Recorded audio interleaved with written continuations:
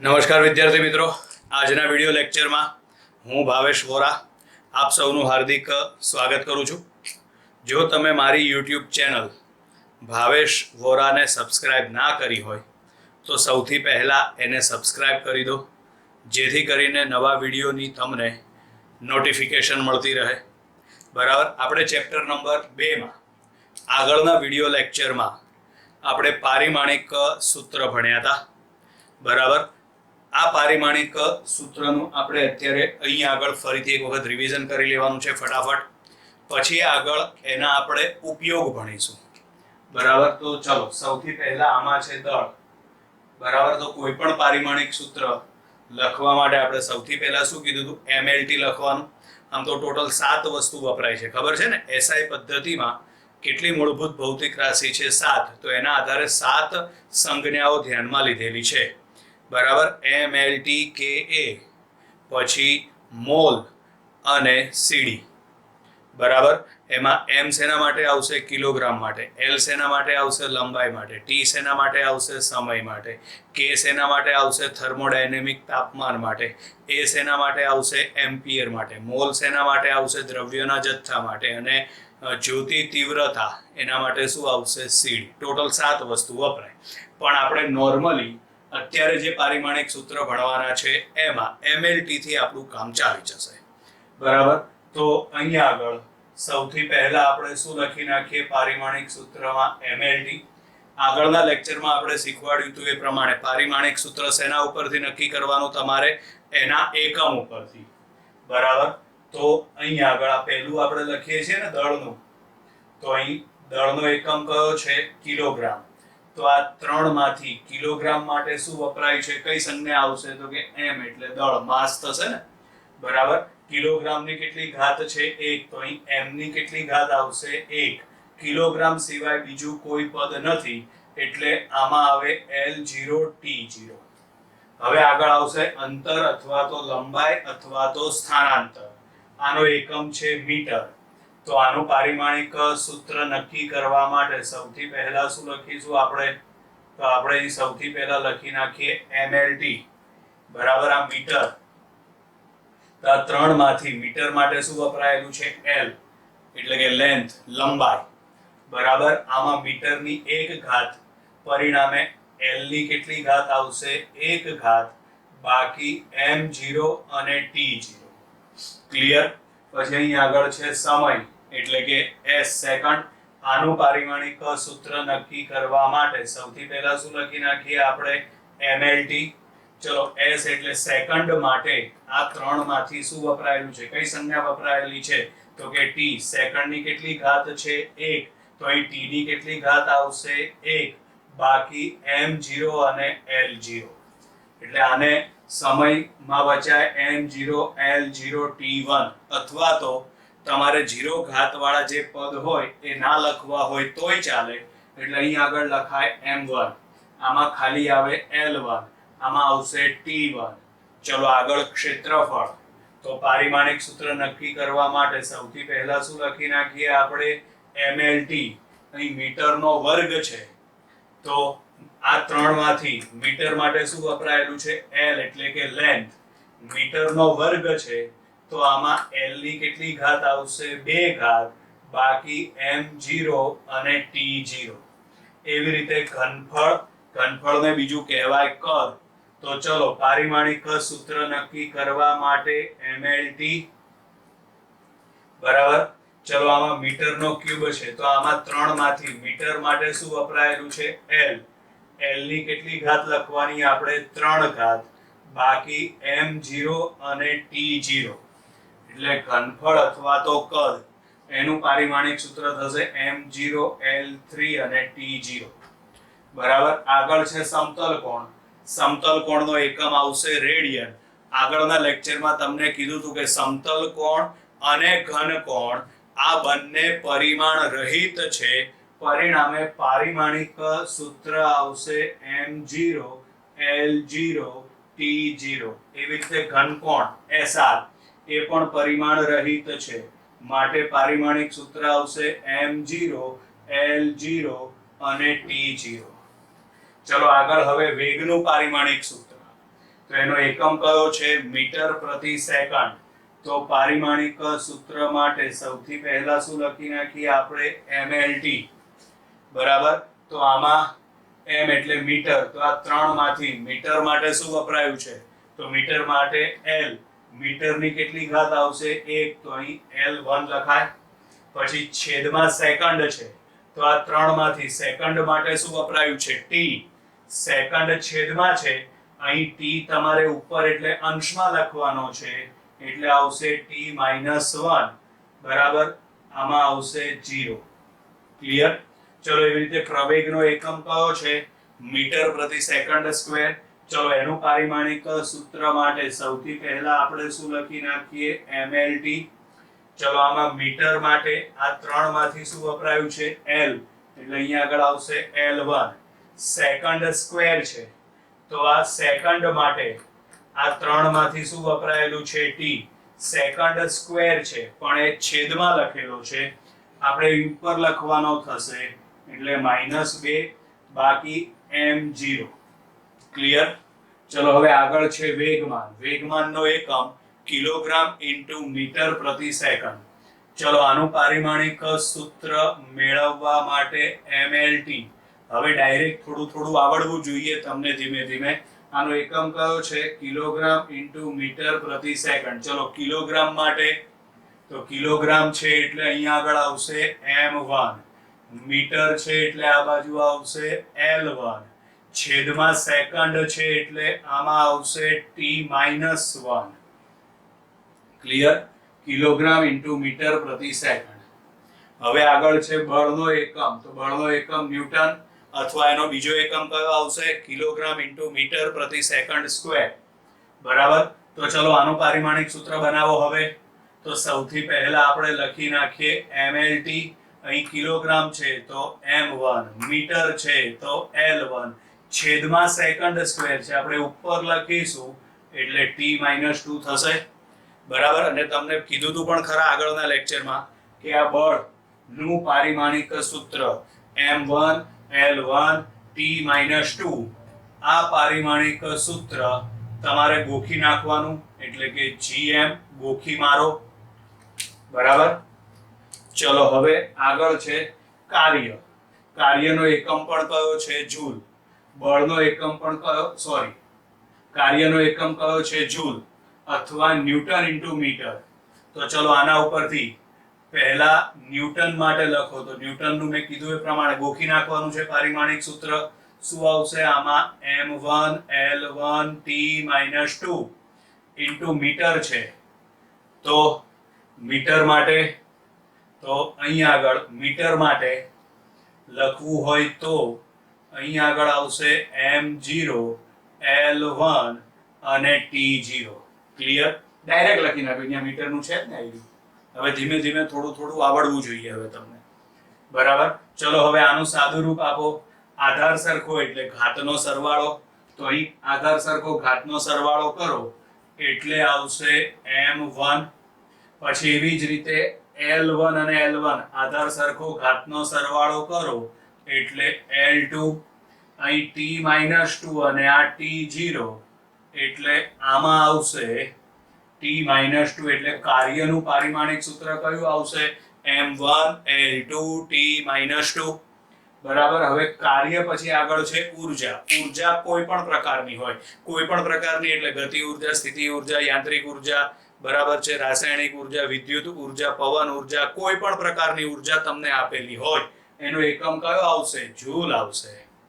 બીજી એક વસ્તુ, આપણે આ બધા પારિમાણિક સૂત્ર શેના ઉપરથી નક્કી કર્યા?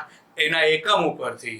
તો એનો મતલબ એમ થાય કે જેના એકમ સરખા છે તેનું પારિમાણિક સૂત્ર પણ સરખું છે. જેમના એકમ સરખા એનું પારિમાણિક સૂત્ર પણ સરખું. તો આ બંનેના એકમ સરખા છે, કાર્ય અને ઊર્જા, તો બંનેના પારિમાણિક સૂત્ર પણ સરખા થાય. એટલે કે જે કાર્યનું પારિમાણિક સૂત્ર છે એ જ પારિમાણિક સૂત્ર ઊર્જાનું આવશે. તો અહીં ઊર્જાનું પારિમાણિક સૂત્ર શું લખાશે? m1 l2 અને t-2. ક્લિયર? પછી આગળ આવશે પાવર. માણસ હોય ને, માણસને પણ પાવર હોય. પાવરનો એકમ કયો આવશે? વોટ અથવા તો બીજો એકમ કયો આવશે જૂલ પ્રતિ સેકન્ડ બરાબર. તો સૌથી પહેલા જૂલ માટે ઉપર પારિમાણિક સૂત્ર આપણે મેળવી લીધું. શું આવશે એનું પારિમાણિક સૂત્ર m1 L2 અને T-2 છેદમાં સેકન્ડ છે તો બોલો સેકન્ડ માટે. તો સેકન્ડ માટે mlt ત્રણમાંથી શું વપરાયેલું છે t તો અહીં લખવાનું થશે m0 L0 અને T1 ક્લિયર. ચલો હવે આનું સાદુરૂપ આપો તમે. તો અહીં m1 છે અહીં m0 છે તો m1 જ આવે. અહીં L2 છે અહીં L0 છે તો L2 જ આવે. અહીં T-2 છે આ T1 છે T1 ઉપર જશે એટલે શું થશે T-1. આ T-2 તો છે જ. આ T1 ઉપર જશે એટલે T-1 થશે. એટલે સમજો આ T-2 અને આ T-1 એટલે શું થઈ જાય T-3 થઈ જાય. એટલે આ કાઢી નાખીને અહીં આગળ આપણે ડાયરેક્ટ લખી નાખીએ હવે m1 L2 અને T-3 m1 L2 અને T-3. ચલો આગળ દબાણ. દબાણનો એકમ કયો છે પાસ્કલ અથવા બીજો એકમ કયો આવશે ન્યૂટન પ્રતિ મીટર સ્ક્વેર બરાબર. બીજો એકમ કયો આવશે ન્યૂટન પ્રતિ મીટર સ્ક્વેર. તો ન્યૂટન માટે મેં કીધું હતું એ પ્રમાણે ન્યૂટનનું તો પારિમાણિક સૂત્ર ગોખી નાખવાનું છે આપણે. શું આવશે એમાં પારિમાણિક સૂત્ર m1 L1 T-2 છેદમાં શું છે મીટર સ્ક્વેર. તો બોલો મીટર સ્ક્વેર. મીટર માટે mlt 3 આવે. એમાં બોલો મીટર માટે શું વપરાય l. મીટરની કેટલી ઘાત છે 2 તો અહીં આગળ l ની પણ કેટલી ઘાત આવશે 2. અહીં આગળ આવશે m0 L2 અને T0. ચલો હવે આનું સાદુરૂપ આપો. તો અહીં m1 અહીં m0 છે એટલે m1 જ આવે. અહીં T-2 છે અહીં T0 છે એટલે T-2 જ આવે. આમાં L1 છે અને છેદમાં L2 છે તો આ L2 ઉપર જશે તો L-2 થશે. તો અહીં આગળ L1 અને L-2 આધાર સરખો છે ઘાતનો સરવાળો કરો એટલે એમાં આવે L-1. એટલે અહીં આગળ તમે સાદુરૂપ આપો તો દબાણનું પારિમાણિક સૂત્ર આવશે m1 L-1 અને T-2. ચલો આગળ ઘનતાનો એકમ છે કિલોગ્રામ પ્રતિ મીટર સ્ક્વેર. ઘનતાનો એકમ છે કિલોગ્રામ પ્રતિ મીટર સ્ક્વેર. તો ચલો કિલોગ્રામ માટે શું વપરાશે m1. મીટર ક્યુબ છે આ છેદમાં છે. આપણે જે પદ લખવાનું થશે અંશમાં એટલે L-3 લખાય અને t એટલે ટાઈમ સમયનો કોઈ પદ નથી એટલે અહીંયા આગળ આવશે T0. પછી આવર્તકાળનો એકમ કયો છે સેકન્ડ. તો સેકન્ડ માટે mlt આ ત્રણમાંથી શું વપરાયેલું છે t એટલે સેકન્ડની 1 ઘાત તો t ની 1 ઘાત બાકી શું આવશે m0 L0.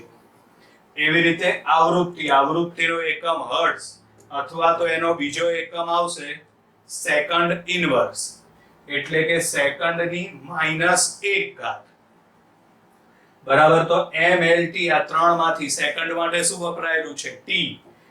સેકન્ડની કેટલી ઘાત છે -1 એટલે t ની કેટલી ઘાત આવશે -1 બાકી આમાં આવશે m0 અને L0. ક્લિયર વિદ્યાર્થી મિત્રો. આ આપણે આગળના વિડિયો લેક્ચરમાં જે પારિમાણિક સૂત્રો ભણી ગયા હતા એનું આપણે રિવિઝન કરેલું છે. હવે આગળ આપણે પારિમાણિક વિશ્લેષણના ઉપયોગો ભણવાના છે. પારિમાણિક વિશ્લેષણના ઉપયોગોમાં પહેલો ઉપયોગ છે સમીકરણોની પારિમાણિક સુસંગતતા ચકાસવી. સમીકરણોની પારિમાણિક સુસંગતતા ચકાસવી એટલે આનો મતલબ એમ થાય કે તમને આપેલું કોઈ સમીકરણ એ પારિમાણિક દ્રષ્ટિએ સાચું છે કે ખોટું એ ચકાસવાનું. બરાબર. તમને કોઈ સમીકરણ આપેલું છે, એ સમીકરણ સાચું છે કે ખોટું એ કઈ રીતે ખબર પડે? તો એના માટે તમારે આ રીતનો ઉપયોગ કરવાનો થશે, જે હમણાં આપણે ભણીશું. બરાબર. એને કહેવાય પારિમાણિક વિશ્લેષણની રીત. શું કહેવાશે એને? પારિમાણિક વિશ્લેષણની રીત. સમીકરણોની પારિમાણિક સુસંગતતા ચકાસવી. એટલે કહેવાનો મતલબ એમ છે કે આપેલું સમીકરણ પારિમાણિક દ્રષ્ટિએ સાચું છે કે ખોટું તે ચકાસવું. બરાબર. હવે એમાં આપણે એક ઉદાહરણ લઈએ, P બરાબર mv. આ ઉદાહરણ ચોપડીમાં નથી આપેલું, મેં મારી રીતે લીધેલું છે. P બરાબર mv, જ્યાં P એ શું દર્શાવે છે? વેગમાન. m દળ અને v શું છે? વેગ.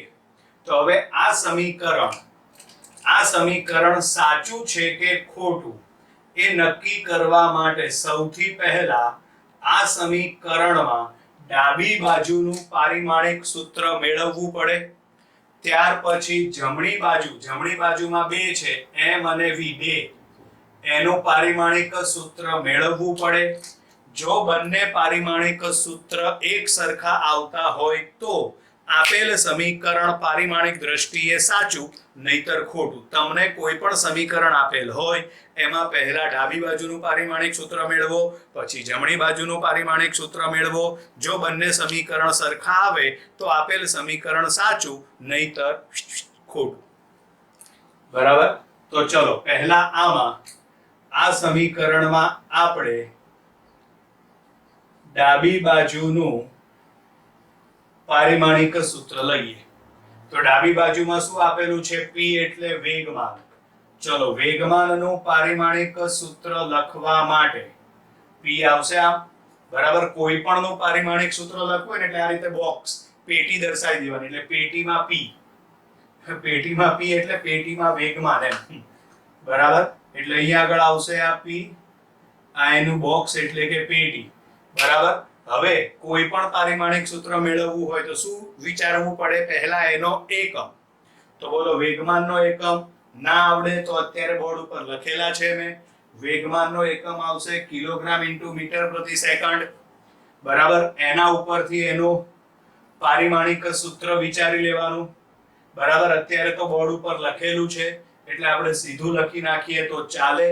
બાકી કોઈ પણ ભૌતિક રાશિનું પારિમાણિક સૂત્ર લખવું હોય તો આપણે પહેલા એનો એકમ વિચારવાનો, એના ઉપરથી એનું પારિમાણિક સૂત્ર આપણે લખી નાખવાનું. આ ગોખવાના નથી. બરાબર છે. એનું કારણ કે ફિઝિક્સમાં જેટલી પણ ભૌતિક રાશિ આવશે બધાના પારિમાણિક સૂત્ર હશે. તો કેટલા ગોખશો?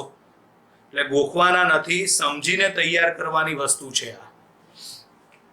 ચલો એટલે વેગમાન P નું પારિમાણિક સૂત્ર તો આપણે બોર્ડ ઉપર લખેલું છે એટલે ડાયરેક્ટ લખીએ m1 l1 અને t-1. આને આપણે આપી દઈએ સમીકરણ નંબર 1. હવે આગળ આવશે જબ્બાનું પારિમાણિક સૂત્ર. જબાનું પારિમાણિક સૂત્ર એટલે જમણી બાજુનું પારિમાણિક સૂત્ર. જમણી બાજુ બી આપ્યા છે, m અને v. m એટલે દળ અને v એટલે વેગ. તો અહીંયા આગળ m નું પારિમાણિક સૂત્ર અને v નું પારિમાણિક સૂત્ર. ચલો m એટલે શું છે? દળ. દળનો એકમ કિલોગ્રામ. mlt. આ ત્રણમાંથી કિલોગ્રામ માટે શું વપરાય? m. તો એના ઉપરથી પારિમાણિક સૂત્ર લખો તો m1 l0 t0. ચલો એટલે v આવશે. હવે v એટલે શું છે? વેગ. તો વેગ માટે વિચારો તો વેગનો એકમ મીટર પ્રતિ સેકન્ડ. તો વેગનો એકમ કયો આવશે? અહીં લખું છું મીટર પ્રતિ સેકન્ડ. તો આના ઉપરથી હવે પારિમાણિક સૂત્ર વિચારો. m માં આવે કઈ? ના આવે, કારણ કે m શેના માટે વપરાય છે? દળ માટે. 0. પછી અહીંયા આગળ l મીટર છે એટલે l1, છેદમાં સેકન્ડ છે એટલે t-1. ચલો હવે આધાર સરખો એટલે ઘાતનો સરવાળો કરવાનો થશે. તો અહીંયા આગળ આવશે m1, આમાં આવશે m0. આધાર સરખો, ઘાતનો સરવાળો કરો એટલે m1 થાય. આમાં l0 અને l1 એટલે અહીંયા આગળ l1 થશે. આ t0 અને આ t-1 એટલે અહીં t-1 થશે. સમીકરણ નંબર 2. હવે જુઓ તો સમીકરણ 1 અને સમીકરણ 2 બંને સરખા આવ્યા એટલે લખવાનું આમ સમીકરણ 1 અને સમીકરણ 2 પરથી કહી શકાય કે આપેલ સમીકરણ પારિમાણિક દ્રષ્ટિએ સાચું છે. આના ઉપરથી કહી શકાય કે આમ સમીકરણ 1 અને સમીકરણ 2 પરથી કહી શકાય કે આપેલ સમીકરણ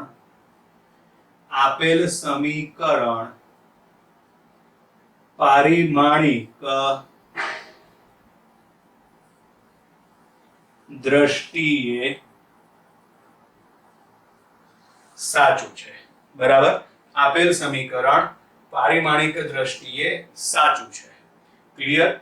ચલો પછી આગળ હવે બીજો આ ચોપડીમાં આપણને આપેલું છે એ આપણે હવે ઉદાહરણ તરીકે લઈએ. x બરાબર x0 plus v0t plus 1/2at². હવે આની અંદર શું કરવાનું? તો આમાં જમણી બાજુનું પારિમાણિક સૂત્ર તો મેળવવાનું, બરાબર છે, અને ડાબી બાજુનું પણ મેળવવાનું. પહેલા ડાબી બાજુનું મેળવી લઈશું. જમણી બાજુમાં તમને 3 અલગ અલગ પદ આપેલા છે. જેમ કે પહેલું પદ છે x0, પછી બીજું પદ છે v0t અને ત્રીજું પદ છે 1/2at². તો આ સમીકરણમાં આમાં તમારે 3 પદના પારિમાણિક સૂત્ર અલગ અલગ મેળવવા પડે. ધ્યાન રાખજો. એટલે ટોટલ કેટલા પારિમાણિક સૂત્રો થશે? 4. બરાબર, ડાબી બાજુનું આ 1 અને જમણી બાજુમાં આ 3. બરાબર, જો એ ચારેય પારિમાણિક સૂત્ર એક સરખા આવે તો આપેલ સમીકરણ પારિમાણિક દ્રષ્ટિએ સાચું, નહીતર આપેલ સમીકરણ પારિમાણિક દ્રષ્ટિએ ખોટું. ચારેય સમીકરણ તમારે મેળવવા પડે. બરાબર, તો ચલો સૌથી પહેલા આપણે ડાબી બાજુનું પારિમાણિક સૂત્ર એટલે અહીં આગળ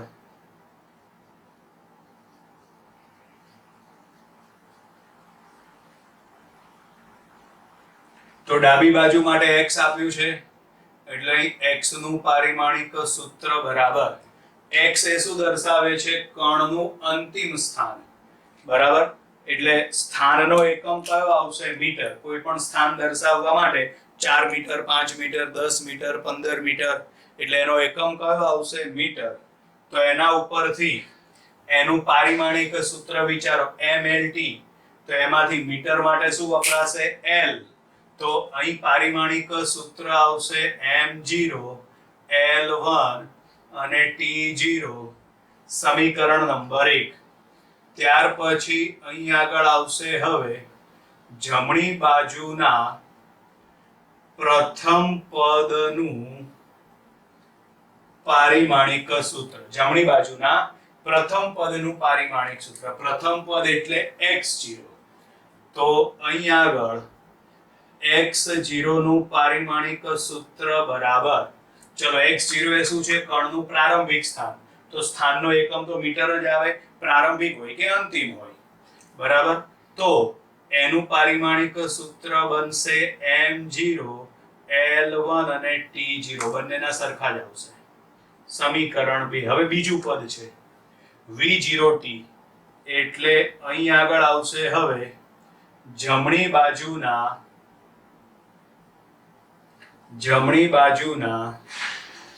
બીજા પદનું પારિમાણિક સૂત્ર. ચલો જમણી બાજુનું બીજું પદ એટલે v0t. આનું પારિમાણિક સૂત્ર મેળવવા માટે ચલો આ v0 નું પારિમાણિક સૂત્ર અને t નું પારિમાણિક સૂત્ર. જ્યાં v0 એ શું દર્શાવે છે? પ્રારંભિક વેગ. તો વેગનો એકમ કયો આવશે? મીટર પ્રતિ સેકન્ડ. તો ચલો mlt માં એકમ કયો છે એનો? તો એનો એકમ છે મીટર પ્રતિ સેકન્ડ. પારિમાણિક સૂત્ર લખવા માટે પહેલા હું mlt લખી નાખું. બોલો મીટર માટે શું આવશે? l1. છેદમાં સેકન્ડ છે એટલે શું આવશે? t-1 અને આ m0. ચલો આગળ t એટલે સમય છે. સમયનો એકમ શું આવશે? સેકન્ડ. તો તો બોલો mlt લખી નાખું હું પહેલા, સેકન્ડ માટે શું આવશે t, તો અહીં t1, બાકી શું આવશે m0 l0. ચલો હવે સાદું રૂપ આપો, આમાં m0 આમાં પણ m0, આધાર સરખો, ઘાતનો સરવાળો કરો એટલે m0 જ આવશે. આ l1 છે, આ l0 છે, એટલે અહીં l1 જ આવશે. હવે અહીં ધ્યાનથી આ t-1 છે, આ t1 છે, આધાર સરખો, ઘાતનો સરવાળો કરો એટલે t-1 + 1, એટલે અહીં t ની કેટલી ઘાત આવશે 0. સમીકરણ નંબર 3. ચલો હવે આગળ છેલ્લું પદ છે 1/2 at², એટલે અહીં આગળ આવશે જમણી બાજુના ત્રીજા પદનું પારિમાણિક સૂત્ર. તો એમાં 1/2 at² છે, એમાં 1/2 એ અચળાંક છે, સંખ્યા છે ટૂંકમાં, બરાબર. સંખ્યાને ક્યારેય પારિમાણિક સૂત્ર ના હોય, પરિણામે પારિમાણિક સૂત્ર લખીએ ત્યારે આપણે સંખ્યા ધ્યાનમાં લેવાની નથી કોઈ પણ જગ્યાએ, કોઈ પણ સમીકરણમાં.